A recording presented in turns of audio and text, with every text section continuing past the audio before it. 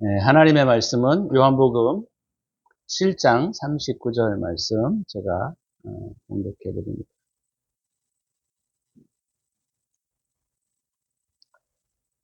이는 그를 믿는 자들이 받을 성령을 가리켜 말씀하신 것이라. 예수께서 아직 영광을 받지 않으셨으므로 성령이 아직 그들에게 계시지 아니하시더라. 아멘. 오늘 본문을 중심으로 부활이라고 하는 제목으로 말씀을 좀 함께 나누고자 합니다. 사실은 지난주에 했던 설교를 중심으로 오늘 하려고 했었는데 갑자기 좀 바뀌었어요. 그래서 아무래도 또 부활주일이다 보니까 부활에 관련된 메시지를 우리가 함께 나누는 것이 좋을 듯 싶어서 이 본문을 함께 좀 나누려고 합니다. 구약과 신약, 예수님이 오시기 전과 예수님이 오신 이후에 가장 큰 차이점이라고 하면 성령의 임재하심, 다시 말하면 성령께서 우리 안에 역사하실 수 있는가 없는가의 문제입니다.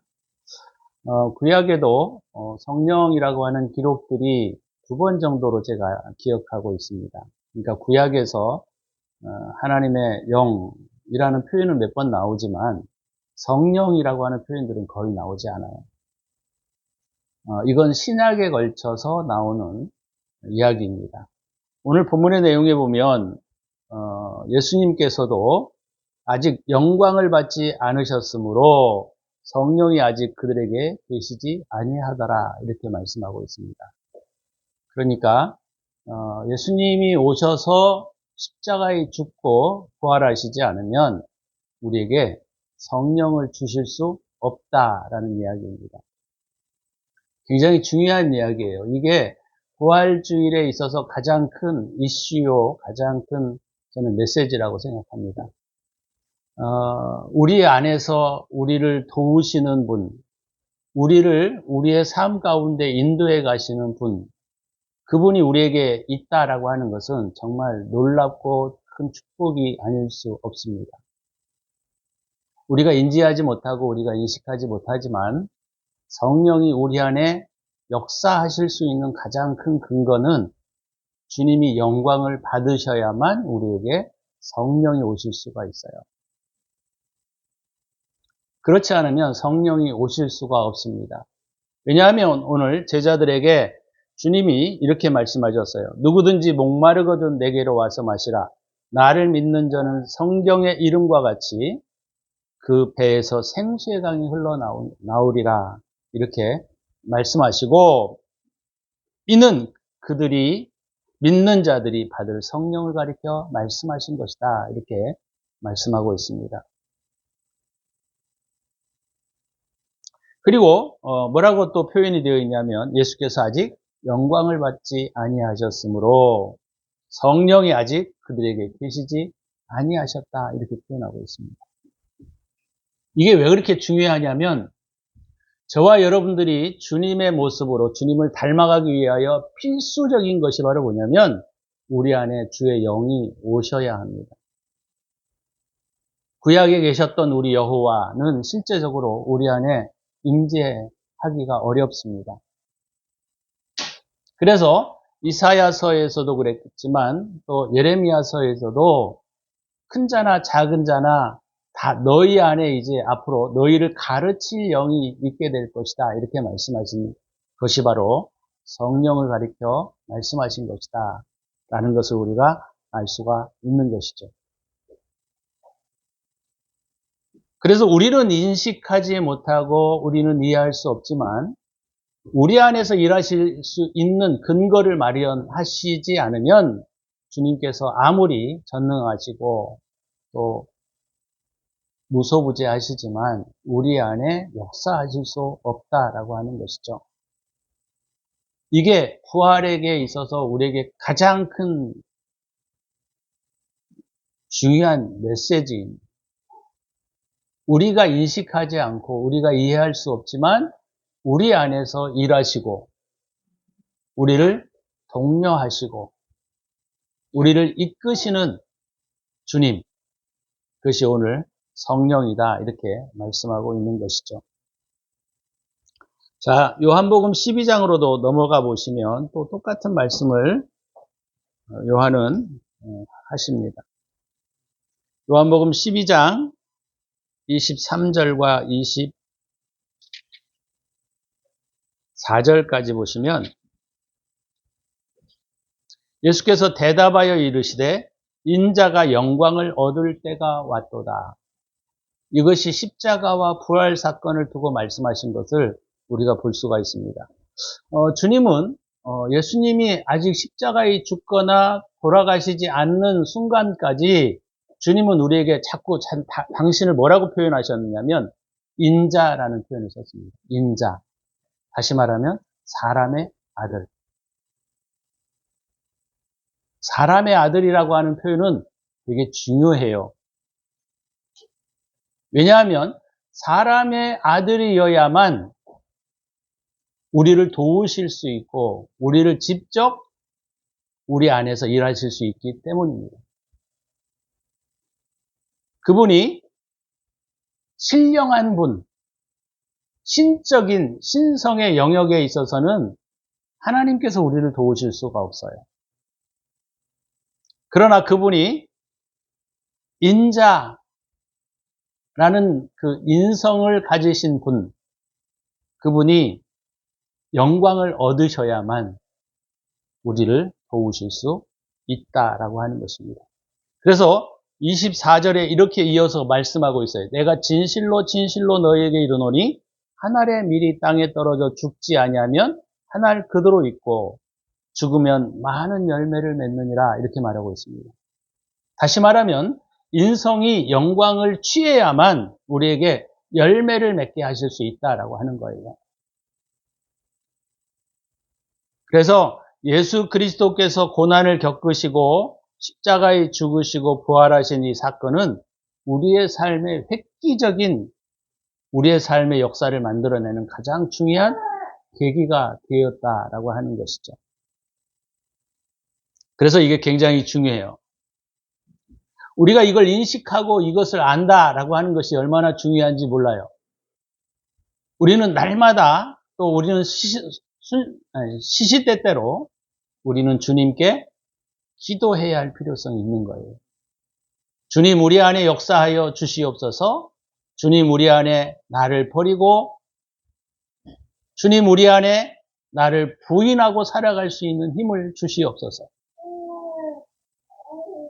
이렇게 기도하는 것은 굉장히 중요한 내용이에요.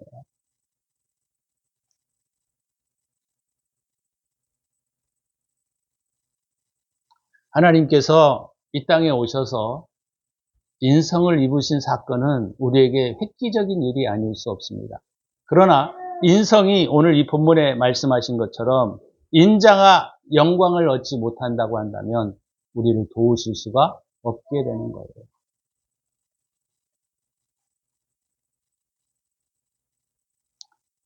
예수님이 이 땅에 오셔서 고난을 겪으시고 그분이 십자가에 죽으심으로 인하여 또 영광을 얻으심으로 인하여 우리에게 친히 도우실 수 있는 힘을 우리에게 주셨다라고 하는 것입니다.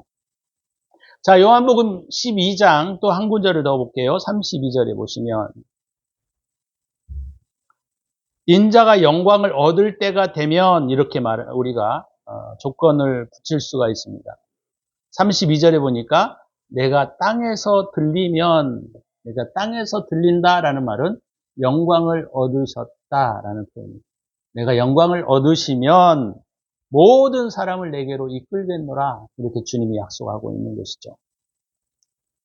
그래서 예수님의 이 십자가와 부활 사건은 우리의 삶을 완전히 다른 차원으로 이끌어 가시는 하나의 계기가 될 수 있다는 것을 우리가 이해하셔야 합니다.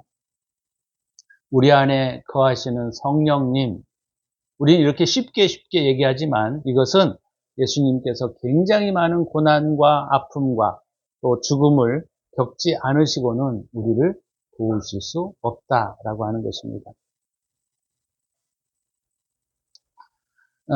예수님의 이 사건은 우리에게도 유사한 사건들이 있습니다.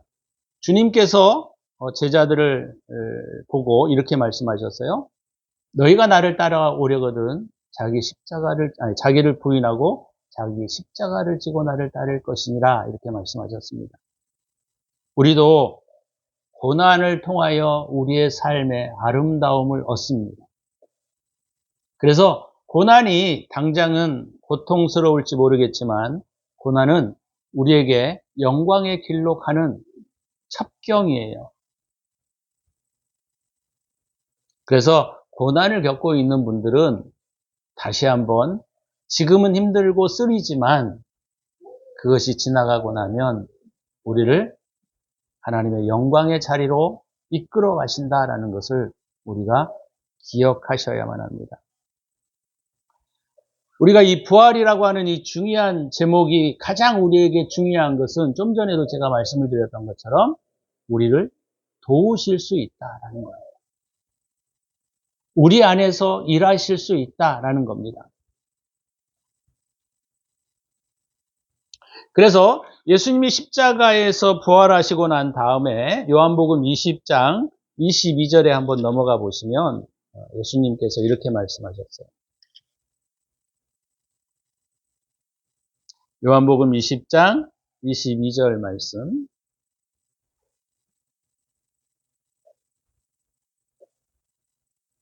자, 이 말씀을 하시고 그들을 향하여 숨을 내쉬며 이르시되 성령을 받으라. 자, 이 사건은 예수님이 부활하시고 난 다음에 유대인들이 문을 닫고 집회하고 있는 곳에 오셔서 하셨던 말씀입니다. 굉장히 중요해요. 예수님이 오셔서 이제는 성령을 받으라 이렇게 말씀하고 있는 겁니다. 그러니까 예수님이 아까 우리가 요한복음 7장 39절에는 뭐라 그랬어요? 성령의 아들이 아직 그들에게 계시지 아니하더라 그렇게 말씀하셨어요. 근데 예수님이 십자가에 죽으시고 부활하신 다음에 이제는 성령을 받으라 이렇게 말씀하신다라고 하는 것이죠. 그래서 이게 굉장히 중요한 내용입니다. 조금 더 넘어가셔서 히브리서 우리가 5장을 좀 펼쳐보려고 해요.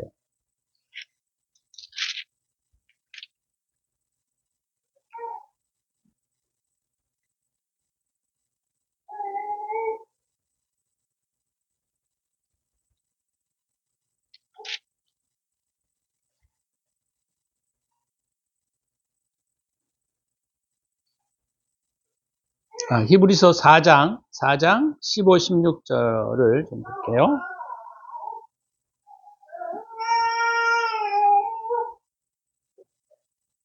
히브리서 4장 15, 16절.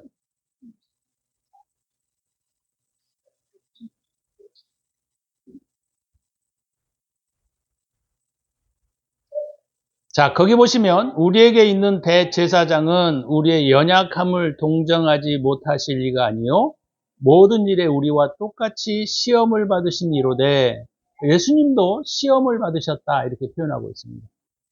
근데 우리가 아까 시험을 받으신 목적이 뭐죠? 영광을 얻기 위함이에요. 영광을 얻기 위함.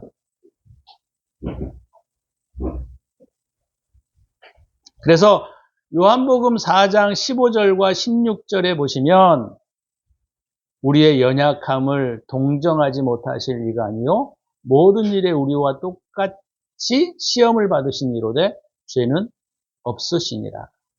그러므로 우리는 긍휼하심을 받고 때를 따라 돕는 은혜를 얻기 위하여 은혜의 보좌 앞에 담대히 나아갈 것이니라. 은혜의 보좌 앞에 우리가 당당히 나아갈 수 있는 이 은혜의 자리를 마련하시는 것이 이 부활 사건이다라는 것이죠. 그래서 우리가 부활 사건에 있어서 가장 중요한 부분은 바로 뭐냐면 하나님이 우리를 도우실 수 있다라는 겁니다. 주님께서, 예수님께서 우리를 도와주실 수 있다라는 거죠.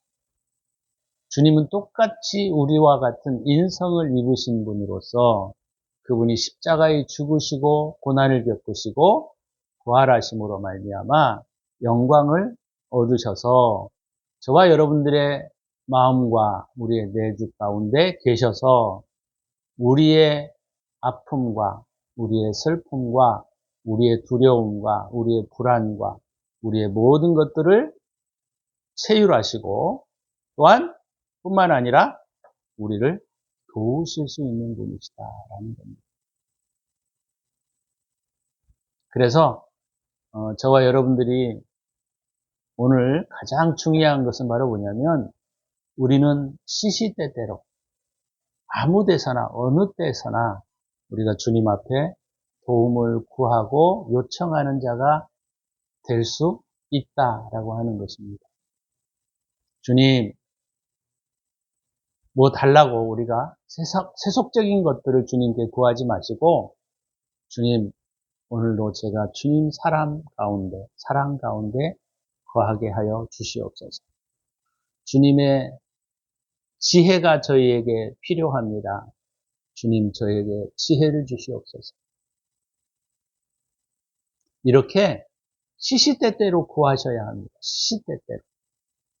기도는 어떤 한 자리에 머물러서 하는 것도 중요하지만 우리가 중요한 것은 항상 어렵거나 항상 어둠 속에 있거나 문제가 있거나 아픔이 있거나 이럴 때 우리 안에 거하시는 주님께 기도해야 한다는 거예요.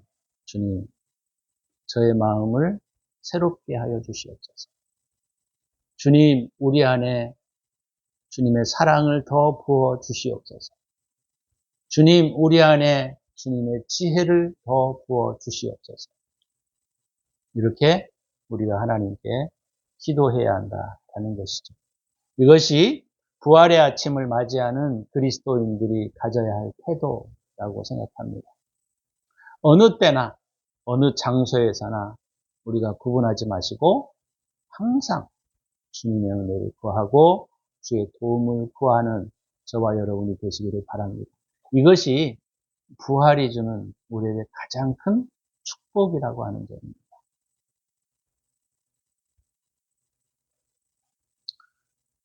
저와 여러분들이 그 축복된 권리를 누리는 것은 그리스도인이 마땅히 해야 할 일이에요.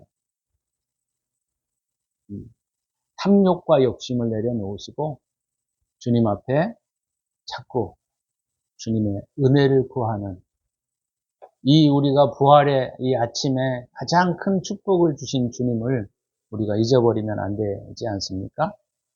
그렇기 때문에 우리가 이 부활의 아침에 주님의 은혜와 주님의 사랑을 구하는 저와 여러분이 되시기를 바랍니다. 구하는 것과 구하지 않는 것은 천지 차이예요. 우리가 살아가는 현상에 있어서는 거의 느끼지 못합니다. 그렇지만 이 모든 세상의 삶의 원리, 또 통치, 다스림, 이건 다 주님의 손 안에 있습니다. 이걸 기억하셔야 돼요. 그래서 우리가 주님께 도움을 구할 때에 주께서 우리의 기도를 들으시고 그분이 우리의 상황을 다스리시고 통치해 가시는 것을 우리가 믿으셔야 합니다. 우리가 기도하고 사는 것과 기도하지 않고 사는 것은 엄청난 차이를 가지고 있어요. 왜요? 주님이 인성의 영광을 얻으셨기 때문에 이 모든 만물에도 주님이 영향력을 미칠 수가 있고 섭리와 다스림 속에 있게 됩니다. 주님이 물론 창조하시고 다스리시고 통치하시지만 직접적인 개입을 하실 수 있는 것은 예수님이 영광을 얻으시고 인자가 영광을 얻으신 이후에 나타나는 현상 중에 하나입니다. 그래서 이 축복은 저와 여러분들이 가질 수 있는 가장 큰 축복이에요. 이 부활의 아침에 저와 여러분들이 그것을 기억하셔서 하나님 우리 안에 이런 놀라운 축복들을 향유하고 그것을 우리 삶 가운데 만들어가는 저와 여러분이 되시기를 주의 이름으로 간절히 축원합니다. 주님으로부터 오는 열매를 맺으셔야 하고 주님이 열매를 맺게 하신다. 아까 우리가 보았던 것처럼 그런 말씀들을 우리가 보시면 우리는 주님으로부터 열매를 맺어야 합니다. 그 열매 가운데 우리의 삶에 아름다운 신앙의 열매와 복들이 나타나는 것이죠. 우리 시간에 기도하면서 하나님 이 부활의 아침에 우리가 우리 안에 거하시는 주님, 또 우리 안에 거하실 뿐만 아니라 우리 안에서 싸워주시는 주님 뿐만 아니라 우리의 자연계 안에서도 싸워주시는 주님을 믿고 우리가 그 믿음 가운데 살아갈 수 있도록 은혜를 달라고 우리 함께 같이 기도하는 시간을 갖습니다. 기도합니다.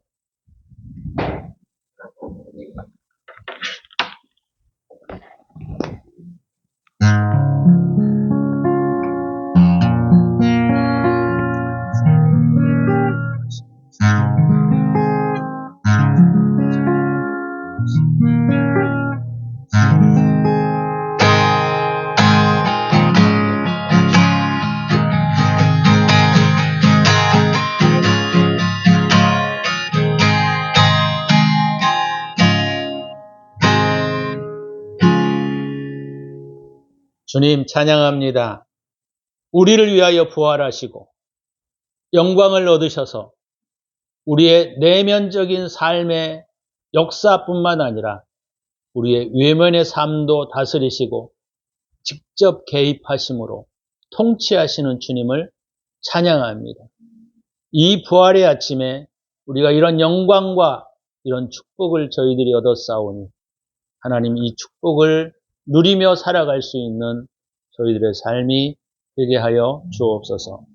이제는 우리 구주 예수 그리스도의 은혜와 독생자를 아낌없이 우리를 위하여 내어주신 하나님의 사랑하심과 성령의 축복하심이 오늘도 부활의 아침에 주님이 누리신 이 영광을 우리도 함께 누리기를 원하는 당신의 사랑하는 백성들 머리머리 위에와 저들의 가정과 사업 위에 이제로부터 영원토록 함께 있을지어다.